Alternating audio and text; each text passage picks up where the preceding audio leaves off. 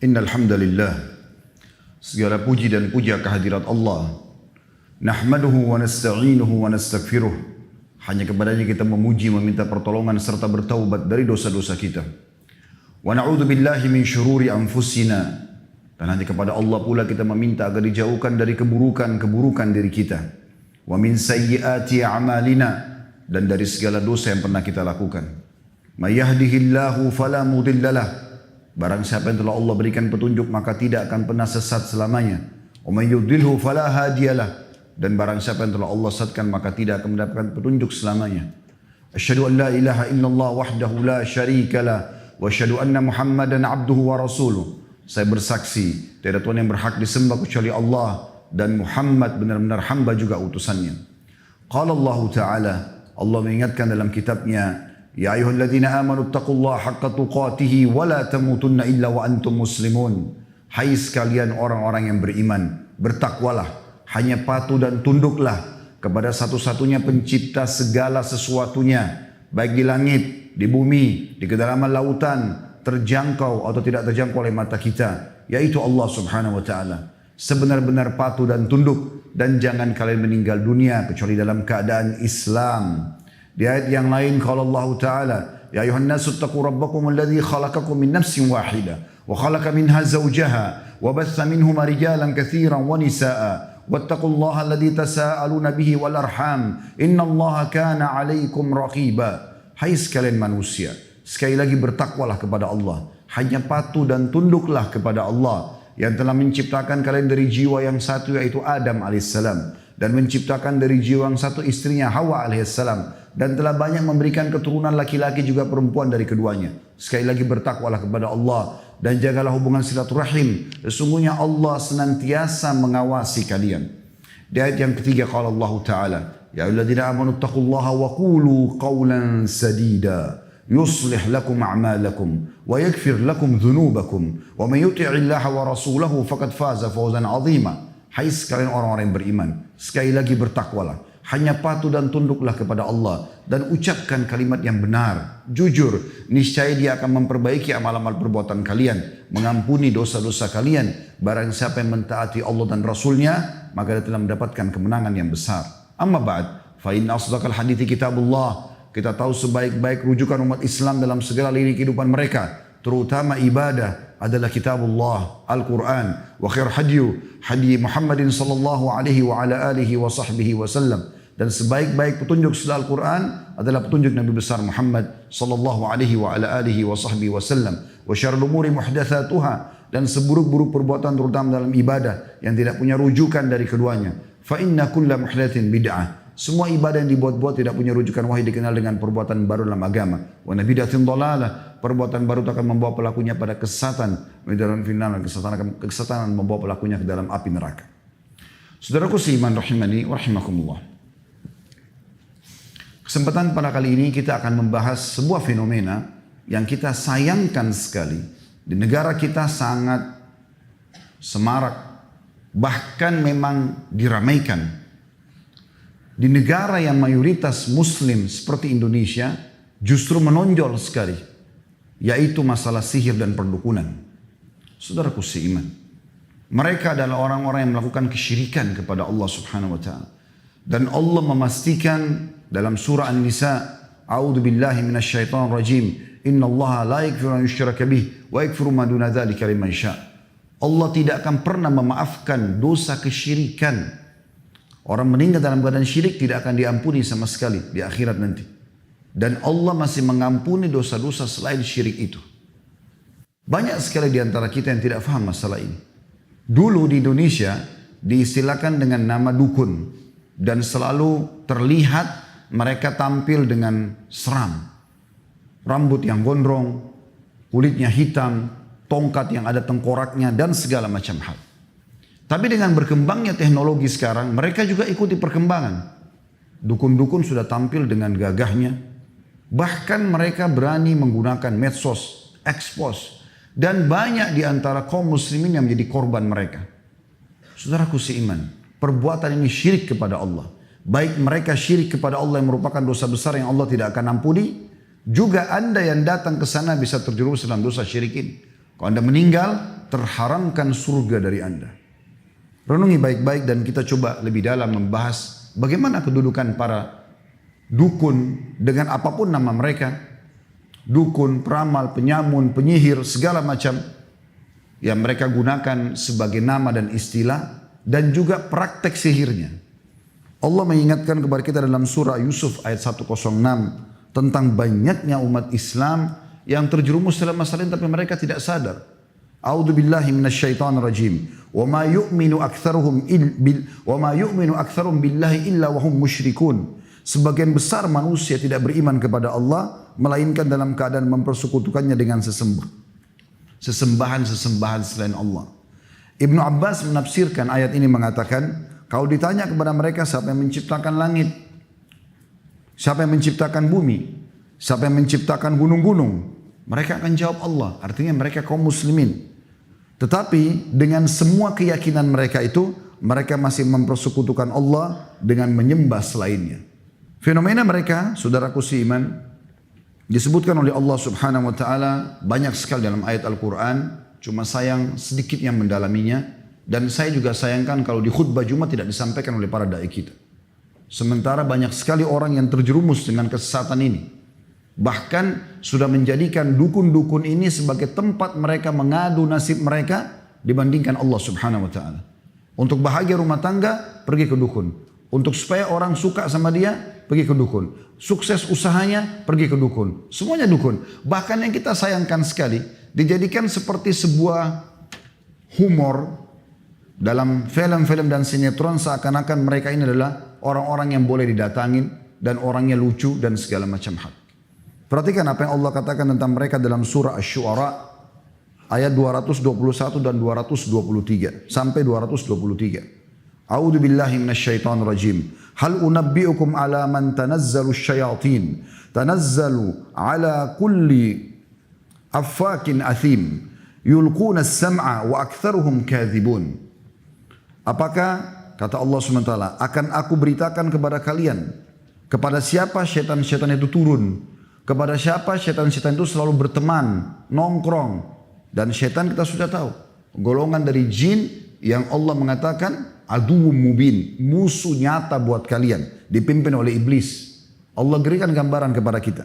Mereka turun kepada setiap pendusta, tiap-tiap pendusta, lagi yang banyak berbuat kejahatan, yaitu para dukun dan tukang sihir.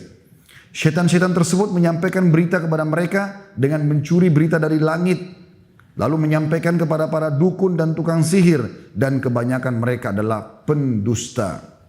Ini ditilawakan oleh orang beriman sampai hari kiamat dalam surah Asy-Syu'ara ayat 221 sampai 223. Imam Qatadah rahimahullah, salah satu tokoh yang masyhur dari kalangan tabi'in, Qatadah bin Da'amah namanya, rahimahullah, beliau wafat tahun 110 Hijriah, menafsirkan ayat ini mengatakan bahwa para pendusta lagi banyak berbuat jahat dan buruk adalah para dukun dan tukang sihir.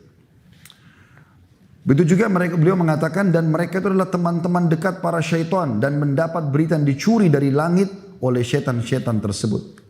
Bahkan sahabat mulia Abdullah bin Mas'ud radhiyallahu anhu pada saat menafsirkan firman Allah SWT dalam surah Al-An'am ayat 112, A'udzu billahi minasyaitonir rajim. Wa kadzalika ja'alna likulli nabiyyin 'aduwwan syayatinal insi wal jin yuhi ba'dhuhum ila ba'din dzukhrufal qawli gurura.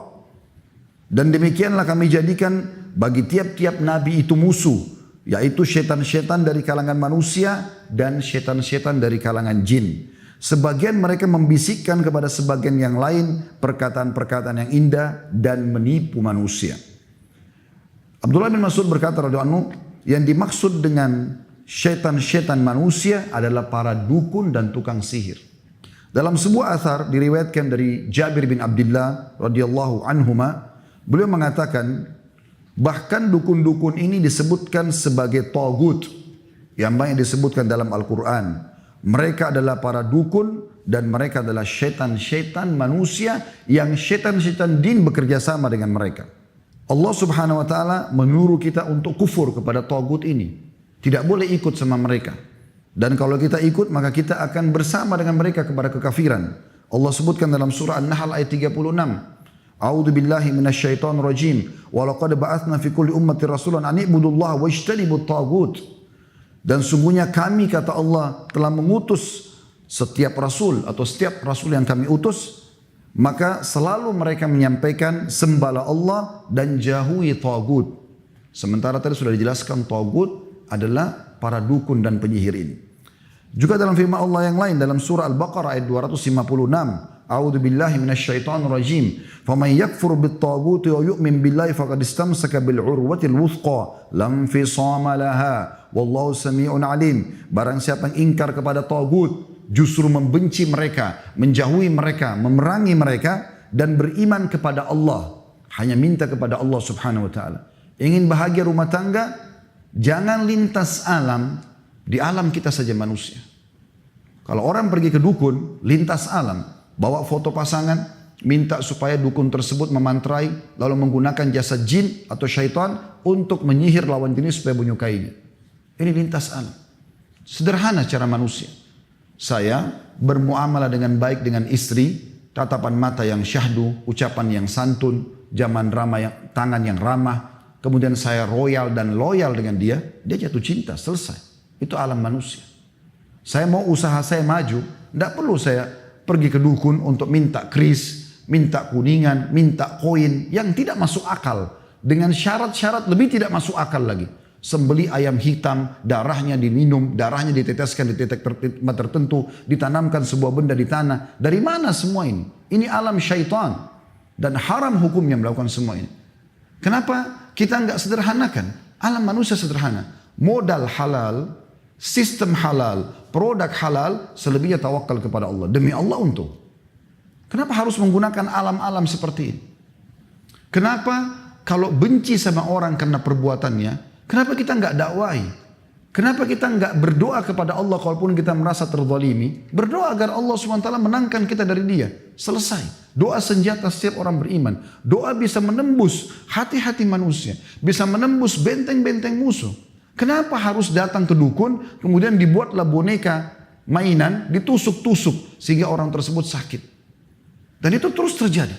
Dan subhanallah tanpa mereka sadari mereka beriman dan bermuamalah dengan para tagut yang Allah perintahkan kita untuk supaya kufur kepada mereka. Kenapa harus lintas alam, saudaraku seiman? Apalagi Anda yang sudah berpendidikan. Yang kita herankan orang-orang yang sudah tinggi pendidikannya justru juga masih percaya dengan seperti ini. Dan subhanallah orang yang sudah pernah ke dukun teman-teman sekalian, dia akan terus ketagihan. Karena kalau dia ke dukun tanpa dia sadari, yang pertama disihir dia justru. Karena si dukun-dukun ini mau supaya mereka ini terikat menjadi pasien rutinnya. Ini akan ada umurnya, sekian lama kamu harus bayar. Kalau dia minta sesuatu, maka dia harus kembali lagi sekian bulan dan seterusnya. Bahkan ada praktisi berbahasa menyampaikan kepada saya sendiri. Ini seperti SIM, dia bilang sama saya begitu. Kenapa seperti SIM? Maksudnya apa Pak? Iya, ini harus diperbaharui dan berpanjang. Kalau enggak berlaku lagi sihirnya. Kenapa kita begitu bodoh membeli sebuah kertas, membeli sebuah kris, puluhan juta, ratusan juta. Kenapa untuk dapat jabatan harus pergi ke orang-orang bodoh ini? Kenapa enggak sujud kepada Allah? Kenapa enggak berdoa di sholat malam? Mana kita dari ajaran baginda Nabi SAW? Kenapa praktek ini dibiarkan? Hadis-hadis sahih melarang kita masalah itu. Dua buah hadis yang mulia. Kata Nabi SAW, siapa yang mendatangi dukun, peramal, penyamun, penyihir, bertanya. Sebuah riwayat mengatakan belum percaya. Baru tanya, iseng. Coba terka tangan saya, coba terka nasib saya, coba buat istri saya suka, coba buat suami saya suka, coba usaha saya maju, coba supaya laris dagangan saya, dan segala macam hal. Maka tidak diterima sholatnya 40 hari. 40 hari yang lalu sudah dikerjakan hilang semua. Sekali ke dukun, 2 kali ke dukun, 3 kali ke dukun. Begitu beratnya perbuatan ini, 1 kali bertanya pada mereka saja. Meramal nasib atau apapun sifatnya, 40 hari sholat kita ini luar biasa, bukan main-main. Hilang begitu saja. Hadis yang lain, dan ini orang kalau beriman teman-teman dan punya akal sehat, ya, itu pasti tidak mau menyanyiakan sholatnya. Sholat gak gampang. Anda hadir Jumat seperti ini bukan hal yang ringan teman-teman sekalian. Mahal sekali nilainya. Tapi bisa hilang 40 hari termasuk Jumatnya hanya dengan sekali ke orang bodoh ini. Sayang sekali. Setelah mereka banyak dihukum di tengah-tengah masyarakat kita. Sampai dibakar hidup-hidup karena banyak masyarakat sudah tahu keburukan mereka. Kemudian mereka ganti nama tidak tanggung-tanggung. Orang pintar. Orang pintar dari mana ini? Ini orang bodoh, bukan orang pintar. Orang yang minta kepada jin. Teman-teman coba renungi baik-baik. Kenapa Allah tidak mengutus rasul satupun dari para jin? Kenapa tidak ada dari jin?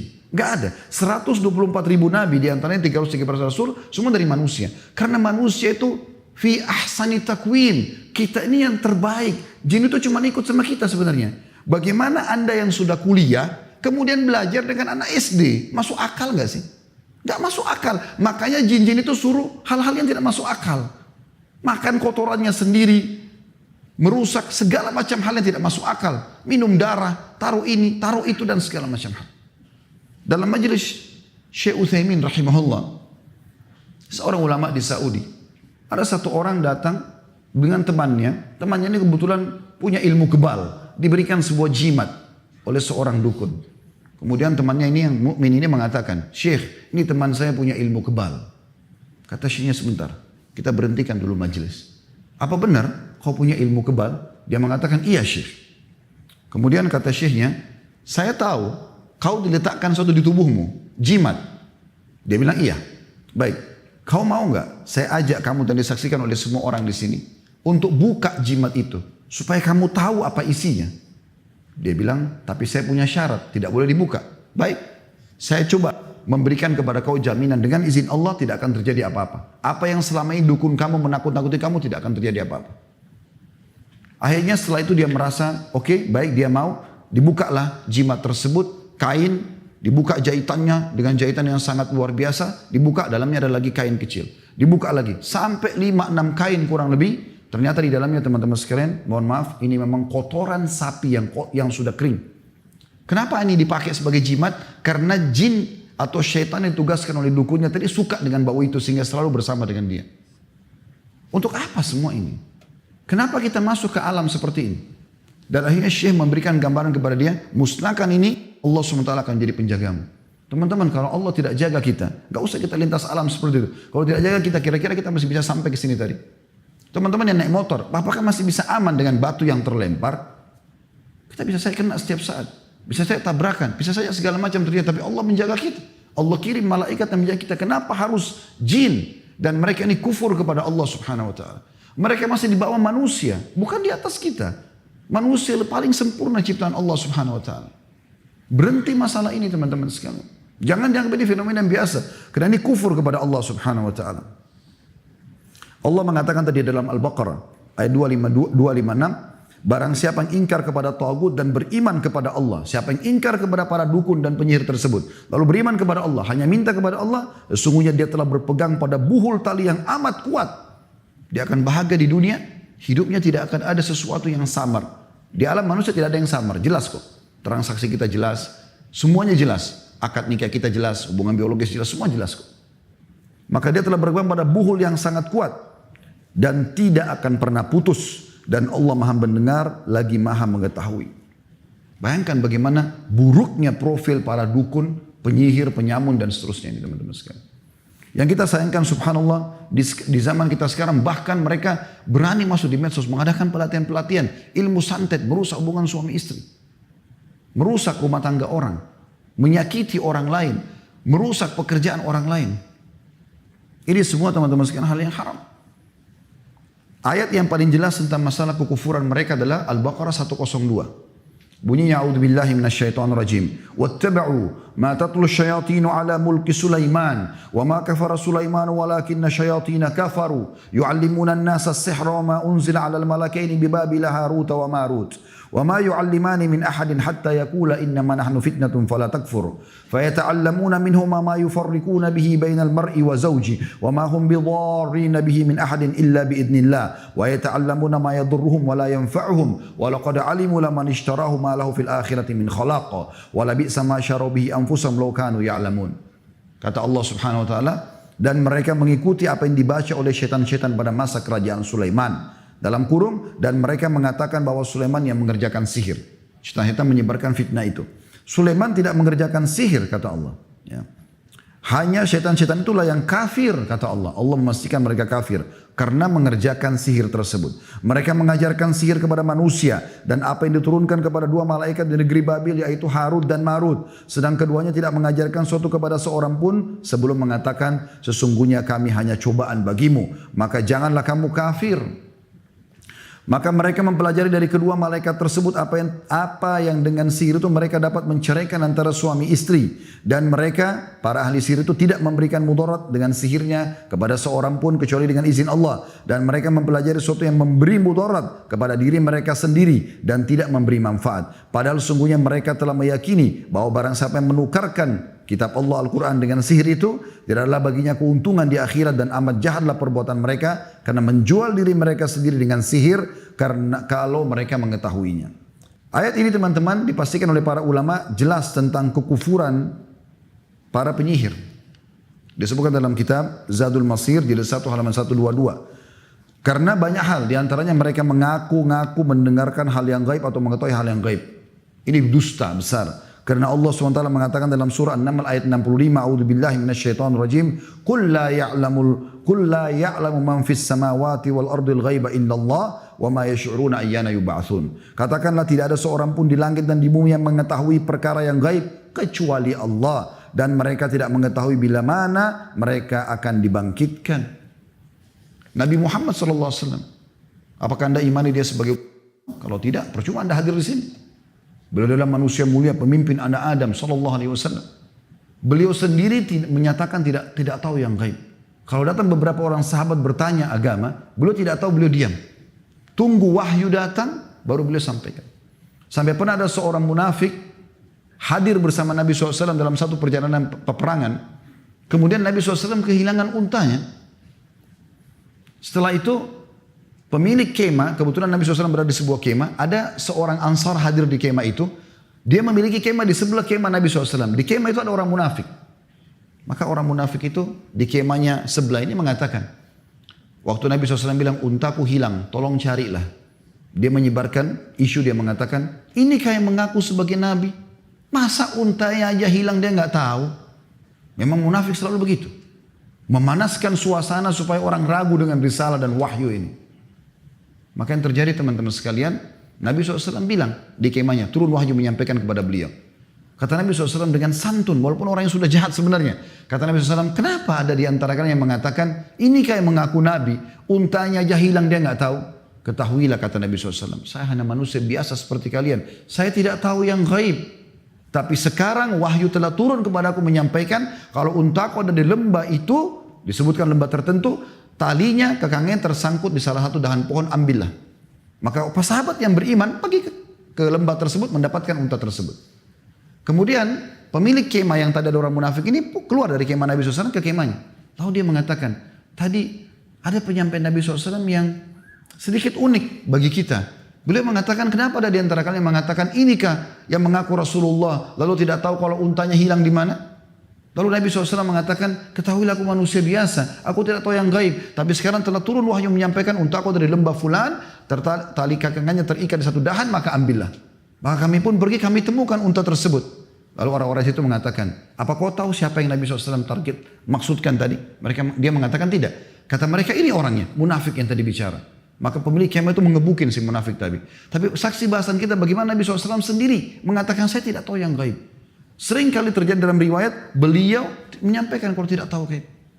Bahkan dalam Al-Quran Allah mengatakan, walau kuntu alamul ghaib walastakthartu minal khairi wa ma massani as-su'. Allah menyuruh Nabi Muhammad SAW mengatakan, kalau seandainya aku tahu hal yang gaib, maka aku tidak akan pernah ditimpa sesuatu yang buruk. Pasti aku akan dapat banyak kebaikan-kebaikan. Itu Nabi Muhammad SAW. Bagaimana dengan orang-orang seperti ini teman-teman sekalian? Ini betul-betul harus diperangi, bukan dibiarkan. Bahkan kalau hukum Islam berlaku teman-teman sekalian luar biasa. Kata Nabi SAW, haddus sahir darbatun bis saif. Hukumannya penyihir, penggal lehernya.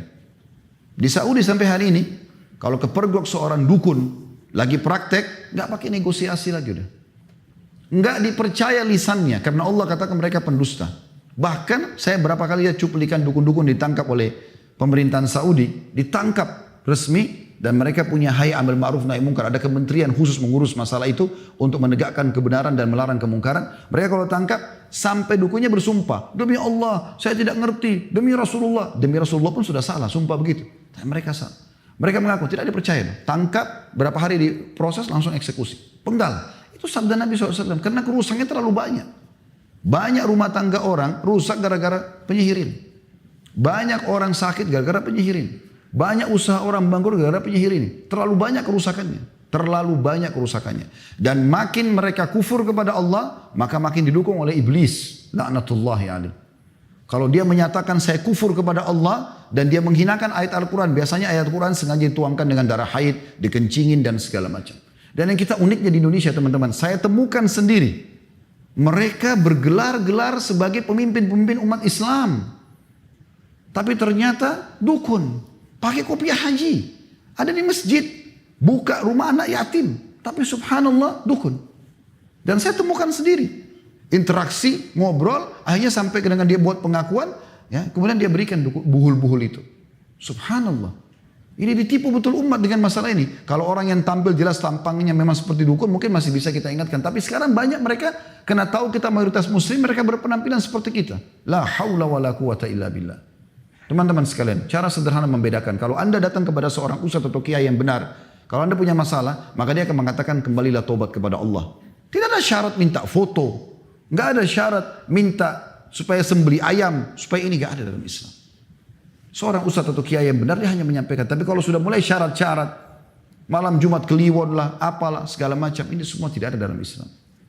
Bahkan teman-teman sekalian, banyak di antara kita tidak sadar mereka belajar ilmu kebal dengan menganggap itu adalah supaya bisa kebal. Dari mana ini? Tidak pernah satu kali pun Nabi SAW memberikan sebuah kain ditulis-tulisi bahasa Arab misalnya, lalu dipakai kepada sahabat supaya kau kebal. Nanti kalau dipenggal sama orang kafir Quraisy kau tidak mati. Enggak ada. Nabi SAW mengatakan kalau sudah siap pasukan mau perang, humu ila jannati rabbikum. Berdiri, kejar surga Tuhan kalian. Disuruh mati, bukan disuruh kebal. Maka sahabat dengan semangat mau mati. Untuk apa belajar ilmu kebal? Untuk apa semua ini teman-teman sekalian? Gak ada gunanya. Semua orang belajar ilmu kebal yang begitu di ruqyah syariah pasti kesurupan. Untuk apa? Bahkan yang uniknya membawa nama agama. Ini gak boleh. Ini tidak diterima sholatnya 40 hari. Hadis yang kedua teman-teman lebih tegas lagi. Kata Nabi SAW, barang siapa yang mendatangi dukun, peramal, penyabun, penyihir, bertanya dan percaya, maka dia telah kufur kepada apa yang diturunkan kepada Muhammad SAW. Kafir, harus syahadat lagi orang itu. Rusak Islamnya. Untuk apa? Gitu kan? Tapi kan Ustaz, kadang-kadang kami kalau datang ke sana, dia tahu keadaan kami. Jangan ditipu teman-teman sekalian. Anda punya korin, pendamping dari syaitan. Dia di tempat prakteknya taruh banyak syaitan-syaitan itu. Kalau anda ngerti bahasa Arab bisa nonton di YouTube sebenarnya banyak sekali cuplikan dukun-dukun yang ketangkap di Saudi. Mereka bilang kalau pas ketangkap, kok bisa kau tangkap saya? Saya sudah sebar sekian banyak jin, dukun, apa banyak syaitan, gitu kan? Ada di antara mereka yang ketangkap lagi di masjid, dia mau nipu orang, tapi ketahuan dukun, dan disuruh keluar, diinterogasi akhirnya terbukti dia adalah dukun. Mereka nyebarin itu. Jadi korin antum kerjasama sama dukun-dukun, jin-jin apa syaitan-syaitan yang ditelatkan sama dia. Jadi pada saat masuk dia langsung mendebak. Oh kamu ada masalah rumah tangga ya. Oh kamu ada lagi sakit ini. Tapi informasi itu dari situ. Informasi gaib ini teman-teman yang mereka miliki adalah informasi yang anda harus tahu ini. Yang dicuri dari langit. Dalam sebuah hadis yang sahih riwayat Bukhari. Pernah Nabi SAW melihat ada meteor jatuh. Lalu beliau bertanya kepada para sahabat. Apa yang kalian bilang masa jahiliyah dengan ini?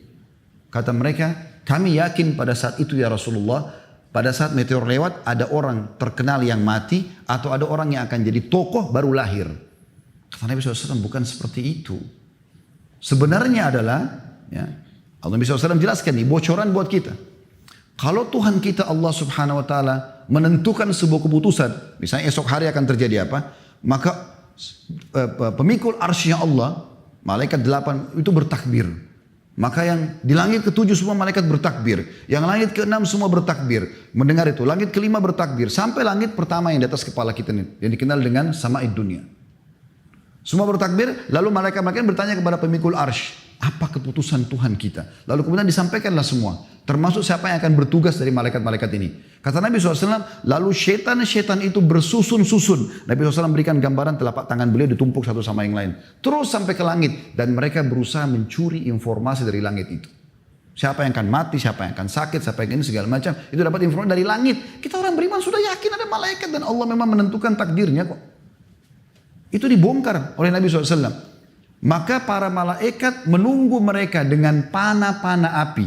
Bintang-bintang. Jadi meteor itu adalah serpian bintang yang digunakan malaikat untuk memanah setan-setan tersebut. Maka banyak di antara mereka yang mati terbakar, sebagian mereka lolos. Lalu mereka membisikkan kepada teman-teman mereka daripada dukun dan peramal apa yang akan terjadi, dan ketahuilah mereka ikutkan semua itu dengan 100 kedustaan. Jadi dukun sebenarnya kalau faham hadis ini pun sadar dia sedang ditipu oleh jinnya itu.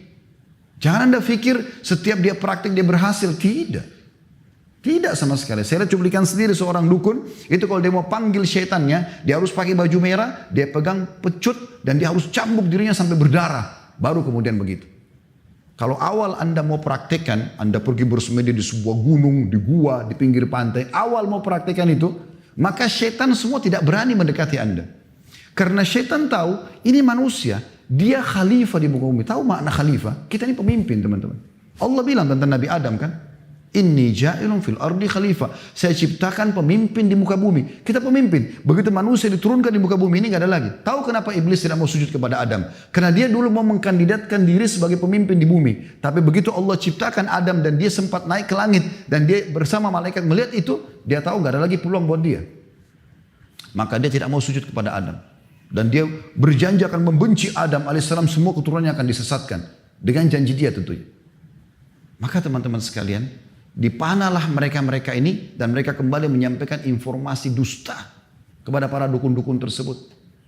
Informasi langit semua itu. Kita sebenarnya tidak perlu semua ini. Kenapa harus melakukan perbuatan seperti ini? Dan itu disebutkan dalam hadis Bukhari tentang masalah tersebut. Tentu cukup panjang bahasa ini teman-teman sekalian, tapi saya ingin ringkaskan dengan poin yang tidak kalah pentingnya adalah, lalu bagaimana kita menyelamatkan diri daripada dukun dan penyihir ini? Yang pertama, kenali mereka. Ya. Cara mengenali dukun dan praktek sihirnya, yang pertama itu umumnya ya tempat mereka itu biasanya gelap, remang-remang. Ya. Dan ini memang tujuannya pada saat antum masuk ke situ harus dalam kondisi takut. Kalau nggak takut nggak bisa. Orang pada saat mau hipnotis orang lain itu dibuat dulu ini percaya nggak atau takut nggak, baru ditepuk baru bisa terpengaruh. Kalau orang itu tidak takut dia nggak bisa. Jinnya pun bisikin kepada orang-orang itu, ini nggak bisa dihipnotis. Kadang-kadang mungkin Anda lihat di acara panggung disuruh turun itu. Kenapa? Karena ini orang nggak bisa dihipnotis. Orang-orang yang lemah yang bisa dihipnotis gitu. Maka mereka biasa begitu. Kalau sekarang memang sudah sedikit maju, mereka sudah tampil dengan penampilan yang lebih rapi dan segala macam, tapi tetap ada syarat-syarat yang lain. Ada yang lain. Mereka suka memberikan syarat. Itu syarat harus ada. Minta bayaran yang mahal. Tidak ada insya Allah kalau da'i yang ikhlas kepada Allah SWT, Anda konsultasi, Anda bertanya, lalu minta bayar 50 juta. Terus kasih benda-benda, minta benda bekas lah, baik itu pakaian dalam, baik itu foto dan segala macam. Ini gak ada semua. Ini mudah dikenali kok mereka itu.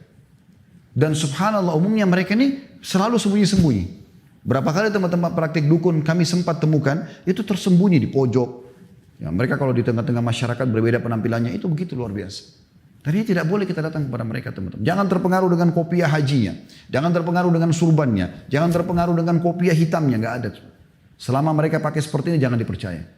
Termasuk mereka selalu memberikan akhirnya buhul yang akan diberikan kepada Anda dibawa pulang. Ada juga yang ditanam di situ. Lalu kemudian ada bayaran dan selalu ada kontrak yang harus diperpanjang. Jadi jangan dipercaya semua ini. Kembali kepada tauhid kepada Allah Subhanahu wa taala. Para sahabat Nabi ridwanullahi alaihim, kalau sendal mereka putus, mereka angkat tangan ke langit mengatakan, ya Allah, sendal saya putus gantikanlah. Sendal minta dari Allah karena mangganya sama Allah. Itu tauhid. Tidak perlu minta kepada mereka ini. Sesat mereka teman-teman dan akan menyesatkan semua orang yang ikuti mereka. Aku lu qauli hadza, saya sudah mengucapkan perkataan saya ini.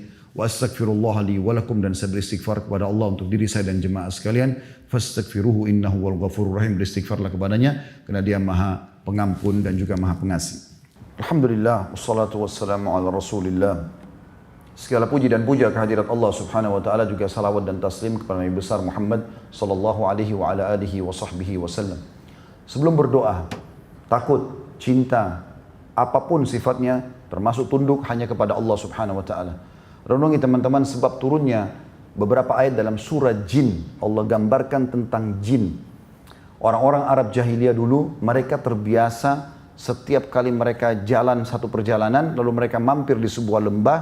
Pada saat mereka sudah tancapkan kemah-kemah mereka, maka yang pertama dilakukan adalah pemimpin kafilah itu, perjalanan itu keliling kepada seluruh orang yang ikut sama dia, minta bekalnya, seikhlasnya, kasih makanan, kasih baju, kemudian dia datang ke tengah-tengah lembah, lalu dia sendiri bicara, wahai penjaga lembah, jangan ganggu kami. Apa kata Allah SWT? Sebenarnya dalam surah Jin ini sudah digambarkan, tidak ada apa-apa, lembah, lautan, gunung yang miliki Allah. Baca surah nomor 77 dan 79 dalam Al-Quran. Bagaimana Allah tugaskan malaikat yang mengurus lautan, mengurus sungai, mengurus hewan-hewan yang ada di sana populasinya. Bagaimana udara, air, segala macam fenomena alam ini diatur oleh para malaikat yang ditugaskan oleh Allah SWT. Bukan mereka. Jin-jin ini tidak ada. Mereka seperti kita manusia, hidup saja begitu. Tapi pada saat manusia memanggil-manggil mereka, ya, menunjukkan kalau mereka takut dan minta tolong, maka Allah mengatakan fazaduhum rahaqa, maka syaitan-syaitan itu makin mengerjain mereka, makin dikerjain. Kalau ada rumah dijual teman-teman sekalian murah karena ada orang bunuh diri atau ada orang dibunuh, saran saya dari mimbar ini beli.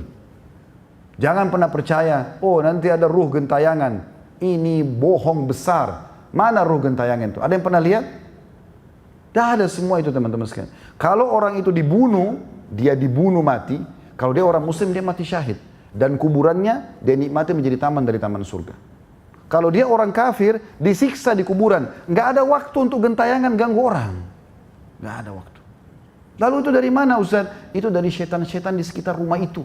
Kalau pagar rumah itu 10 meter, antum lagi lewat di situ, maka setan itu kumpul semua. Tuh yang gantung diri itu, rambutnya panjang, matanya belalak, keluar darah dari hidungnya. Kalau antum takut, maka betul-betul kita lihat ke sana, lihat itu. Tapi kalau ada teman sebelah kita yang tidak takut, kamu lihat gak? Dia bilang tidak. Karena dia nggak takut.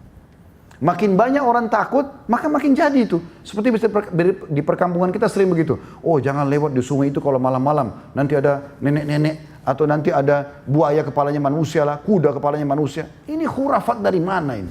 Kenapa harus dibiarkan semua ini? Bohong. Demi Allah teman-teman, antum lewat di kuburan malam hari, mau berenang malam hari di lautan, di sungai, gak ada masalahnya. Kecuali yang memang fitrah, ada buaya, ada apa segala macam. Itu pun antum kalau baca, a'udzu bikalimatillahi tammat min syarri ma khalaq, dan beberapa doa yang lain, antum akan selamat karena penciptanya semua itu adalah Allah SWT. Kembali kepada tauhid yang benar, kita akan aman dalam hidup kita insyaallah. Mari kita hadirkan hati dan pikiran kita untuk berdoa kepada Allah Subhanahu wa taala, semoga Allah ijabah doa kita. Alhamdulillah, kami memuji-Mu ya Allah sebagaimana Engkau layak dipuji sebagai pencipta. Dan kami mengucapkan salam hormat kami kepada utusan-Mu Nabi besar Muhammad sallallahu alaihi wa ala alihi wa sahbihi wasallam sebagaimana Engkau telah mengucapkan salam hormat kepadanya, dan juga agar ini menjadi tambahan pahala buat kami. Ya Allah, kami tidak berkumpul di tempat yang mulia ini, salah satu dari rumah-rumah-Mu, kecuali hanya untuk menjalankan perintah dan kewajiban yang telah Engkau bebankan kepada kami.